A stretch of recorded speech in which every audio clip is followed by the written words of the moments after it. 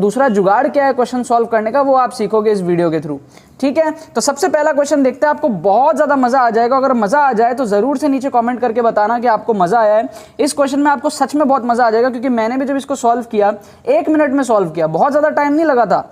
All right, hello friends, welcome to ARS का YouTube channel. मैं आयुष रेड्डी आपका बहुत बहुत स्वागत करता हूं ट्रिक्स एंड चीट कोड्स के एक और नए एपिसोड में, जिसमें मैं वापस से VIT के प्रीवियस ईयर क्वेश्चंस लेने वाला हूं और आप लोग देखोगे कि किस तरीके से हम लोग इसमें ट्रिक्स एंड चीट कोड्स लगाते हैं।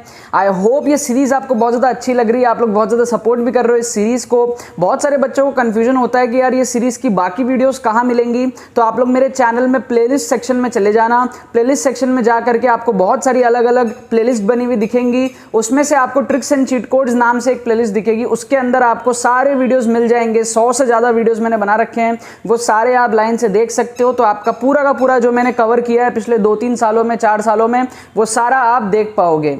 ठीक है, तो चलो आगे बढ़ते हैं इस वीडियो में। वापस से देखते हैं VIT के कुछ क्वेश्चंस को, और भी एग्जाम के हम लोग क्वेश्चंस लेंगे। आप लोग डिमांड रखो अपने कौन कौन से एग्जाम्स के आप लोगों को क्वेश्चंस चाहिए।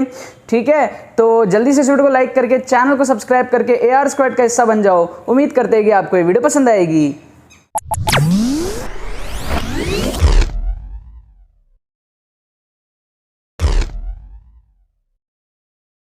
तो देखो यार, यहाँ पर मैंने आपके सामने 2 क्वेश्चन ले लिया है वापस से सेम पेपर का, VIT 2019 का, उसी पेपर का मैथ्स वाले सेक्शन में से। पिछले 3 वीडियो में आपने सेम पेपर के क्वेश्चंस देखे थे, तो 6 क्वेश्चन आप ऑलरेडी देख चुके हो। वापस से 2 क्वेश्चन और ले लिया, तो इन दोनों को मिला के टोटल 8 क्वेश्चन हो जाएंगे, जो कि सेम पेपर से लिया जाएगा। मतलब आप सोचो, एक ही पेपर के एक ही सेक्शन से, है ना, सिर्फ मैथ्स के सेक्शन से एक पेपर में से 8 क्वेश्चन में आप ट्रिक्स लगाओगे। मतलब 8 क्वेश्चन के मार्क्स आपको फ्री फंड के बोनस मिलेंगे एक तरीके से। अगर आप उसको छोड़ रहे होते हो तो आप ट्रिक्स लगा के उसको सॉल्व करके उन 8 क्वेश्चंस के नंबर को उठा सकते हो। राइट, तो एक बहुत ही बड़ी चीज है जो मैं आप लोगों को सिखा रहा हूं, इसकी वैल्यू को समझना और इसको जरूर से अप्लाई करना सीखना। राइट, तो सबसे पहले हम लोग यहाँ पर देखते हैं 2 क्वेश्चन है। पहला क्वेश्चन आपको दिख रहा है, कुछ गंदा सा क्वेश्चन है। राइट, आप जब स्टूडेंट्स जब आप ये सब क्वेश्चन देखते हो तो आपको दिखता है यार ये ऑप्शन कैसा कैसा है, ये आपको AP GP सब दिया हुआ है। तो जो बच्चे पढ़े लिखे होते हैं, मतलब पढ़े लिखे का मतलब है बहुत अच्छे से प्रिपरेशन करके जाते हैं, पढ़े लिखे तो सारे ही होते हैं, बहुत अच्छे से प्रिपरेशन करके जो बच्चे जाते हैं वो तो कर लेते हैं। अब ये वाला क्वेश्चन भी आप देखो, क्वाड्रिलेटरल वगैरह दिया हुआ है, तो जो बच्चे अच्छे से प्रिपरेशन करके जा रहे हैं वो तो कर लेंगे इसको सॉल्व। लेकिन मैं ये वीडियो स्पेशली उन बच्चों के लिए बना रहा हूँ जो थोड़ा सा डरते हैं इन क्वेश्चंस को अटेम्प्ट करने के लिए, उनको कॉन्फिडेंस आए, उनको लगे कि हाँ वो भी कर सकते हैं। राइट, और अगर आप एक्चुअल तरीके से नहीं कर पा रहे हो तो दूसरा जुगाड़ क्या है क्वेश्चन सॉल्व करने का, वो आप सीखोगे इस वीडियो के थ्रू। ठीक है, तो सबसे पहला क्वेश्चन देखते हैं, आपको बहुत ज्यादा मजा आ जाएगा। अगर मजा आ जाए तो जरूर से नीचे कमेंट करके बताना कि आपको मजा आया है। इस क्वेश्चन में आपको सच में बहुत मजा आ जाएगा, क्योंकि मैंने भी जब इसको सॉल्व किया 1 मिनट में सॉल्व किया, बहुत ज्यादा टाइम नहीं लगा था, 1 मिनट में सॉल्व किया और बहुत मजा आया मेरे को यार कि यार इस क्वेश्चन को ट्रिक से हमने सॉल्व किया।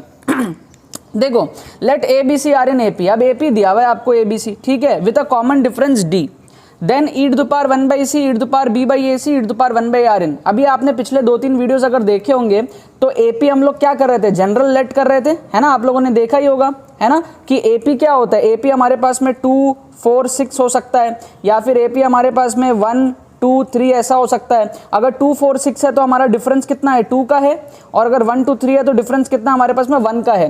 तो पिछले कुछ एपिसोड्स में भी मैंने इसी तरीके से AP लेट करके आपको सॉल्व करके दिखाया था। एक डिटर्मिनेंट वाला क्वेश्चन था AP का और एक AP का क्वेश्चन था, मैंने सब में लेट करके दिखाया था।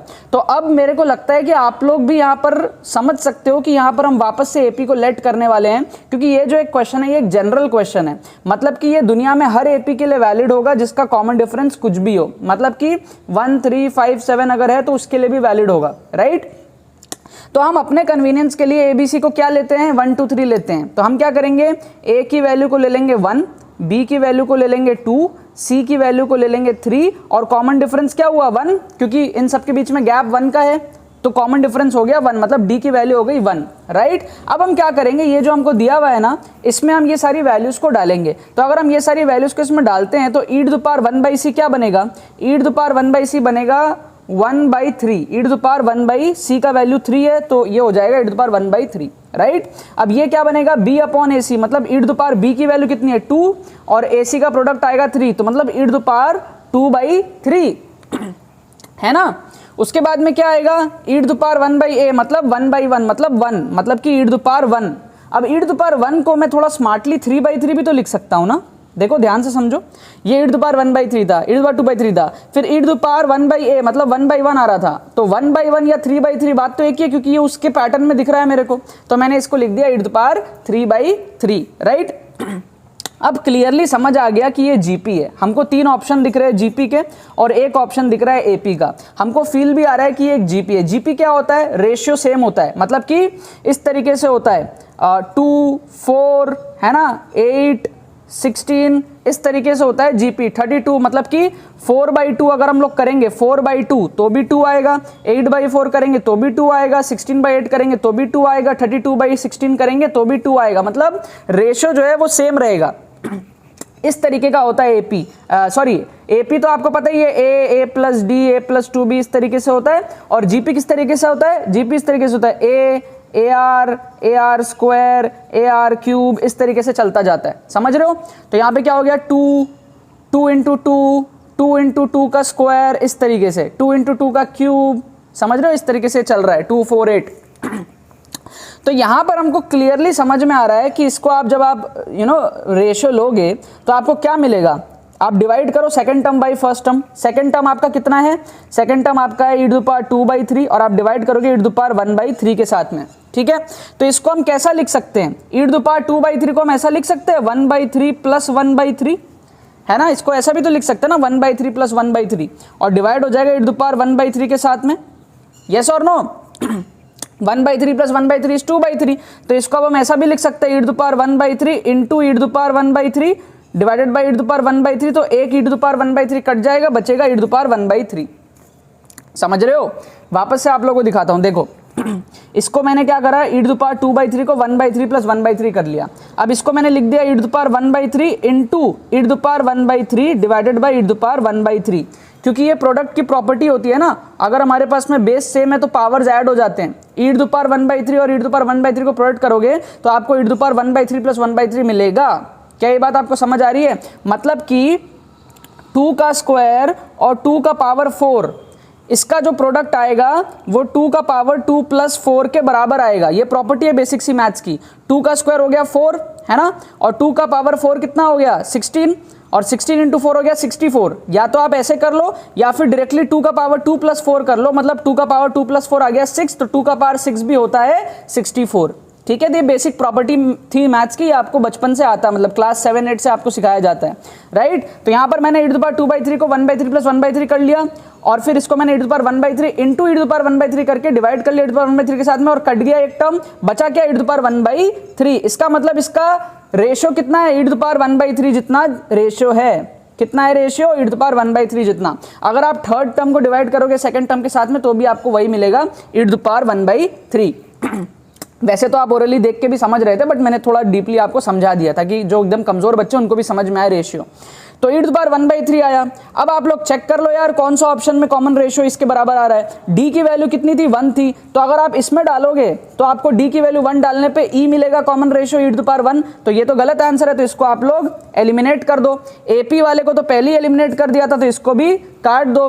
अब ये e पावर 1/d है, d के जगह वापस से 1 डालोगे तो e पावर 1/1 ही आएगा, मतलब सेम ही चीज आ रहा है, तो ये भी हमारे पास में गलत हो जाएगा, राइट। थर्ड ऑप्शन देखो, यहाँ पे ध्यान से वैल्यूज को पुट करो, तो यहाँ पर हमको रेशियो बता रहा है e का पावर d की वैल्यू 1 है, और डिवाइड करना है b² माइनस d² के साथ में, तो b² माइनस d² मतलब 2 का पावर 4 है ना, सॉरी 2 का स्क्वायर 4, और माइनस करेंगे d² मतलब 1 के स्क्वायर के साथ, मतलब कि ये आ गया हमारे पास में e का पावर 1/3। तो क्या ये इससे मैच कर रहा है, बिल्कुल मैच कर रहा है, मतलब करेक्ट आंसर क्या है, सी है करेक्ट आंसर।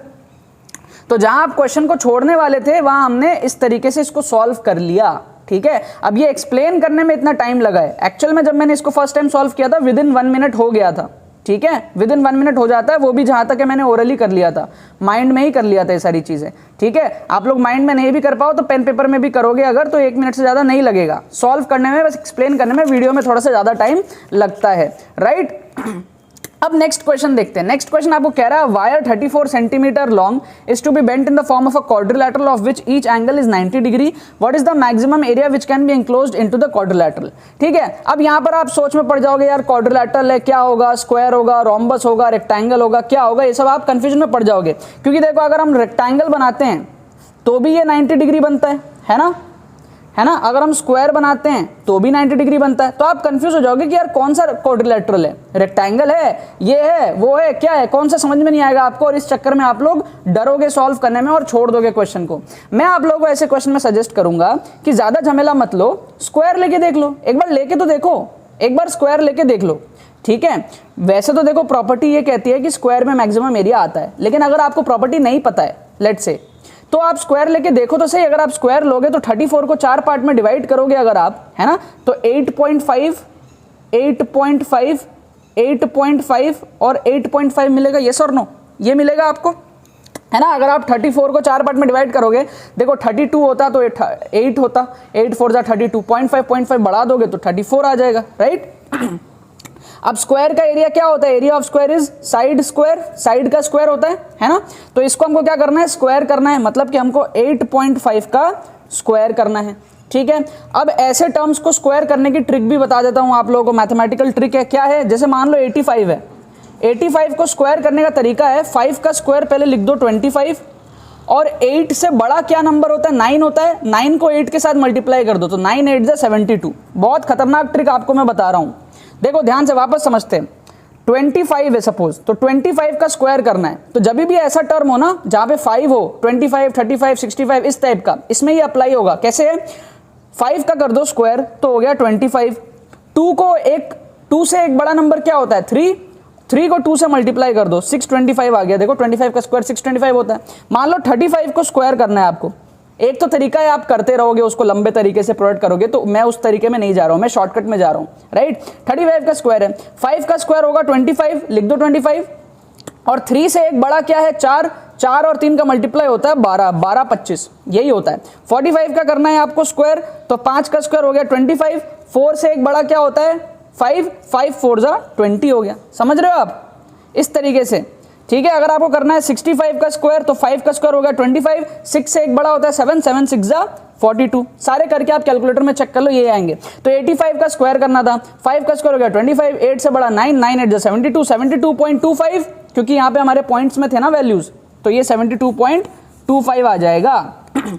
अब मेरी बात समझो, ये तो स्क्वायर के लिए आया, और हमको चाहिए था मैक्सिमम एरिया, मतलब इतना तो आ ही रहा है ना, तो इससे छोटे सारे वैल्यूज एलिमिनेट हो जाएंगे, मतलब 68 एलिमिनेट, 70 एलिमिनेट, 71.25 एलिमिनेट, इतना तो है ही सही, है ना। और इसके ऊपर कोई ऑप्शन है ही नहीं। अगर इसके ऊपर कोई ऑप्शन होता तो हम फिर सोचते कुछ और करने का, लेकिन इसके ऊपर कुछ ऑप्शन है ही नहीं, और स्क्वायर से तो आ ही गया ना, तो हमारा तो आंसर वैसे भी आ ही चुका। तो हमने ट्राई करके देखा, बेसिकली हमको पता नहीं था कि स्क्वायर में आएगा, रेक्टेंगल में आएगा, रोम्बस किस में आएगा, हमको नहीं पता था, राइट। हम इतने पढ़े लिखे नहीं है कि हमको सारी चीजें पता हो, लेकिन हमने स्क्वायर से ट्राई करके देखा, जो भी वैल्यू आई उससे छोटी वैल्यू तो डेफिनेटली आंसर में नहीं होगी, क्योंकि हमको मैक्सिमम एरिया पूछा है, जो होगा या तो वही होगा या तो उससे बड़ा होगा। अब सारे ऑप्शंस हमको लकीली उससे छोटे मिल गए, तो उन सबको हमने एलिमिनेट कर दिया, यही वाला हमारा फाइनल आंसर हो गया, ठीक है। तो ये वाला क्वेश्चन समझ में आया, हमने स्क्वायर लेके इसको सॉल्व कर लिया, और ये वाला क्वेश्चन तो बहुत ही खतरनाक था, हमने एपी को 1 2 3 लेके सॉल्व कर लिया था। बाकी तो बस यही बात है। तो यार आई होप आपको पसंद है कि आपने कुछ सीखा होगा, इन ट्रिक्स को समझा होगा, एंड मुझे ये उम्मीद है कि आप लोग भी इन ट्रिक्स को धीरे धीरे अप्लाई करना सीख रहे होगे, और जो आपको बहुत ज़्यादा हेल्प करेगा आपके वीआईटी के एग्जाम में, और भी अगर आप कोई कॉम्पिटिटिव एग्जाम दे रहे हो तो उसमें भी, ठीक है। बाकी तो बस यही बात है, इस वीडियो को लाइक करना मत भूलना, शेयर करना मत भूलना बाकी सारे फ्रेंड्स के साथ में जो भी कॉम्पिटिटिव एग्जाम्स की प्रिपरेशन कर रहे हैं, ताकि वो भी इस प्लेटफॉर्म का मजा उठा सके। और बहुत बहुत धन्यवाद वीडियो को देखने के लिए, बने रहिए यार।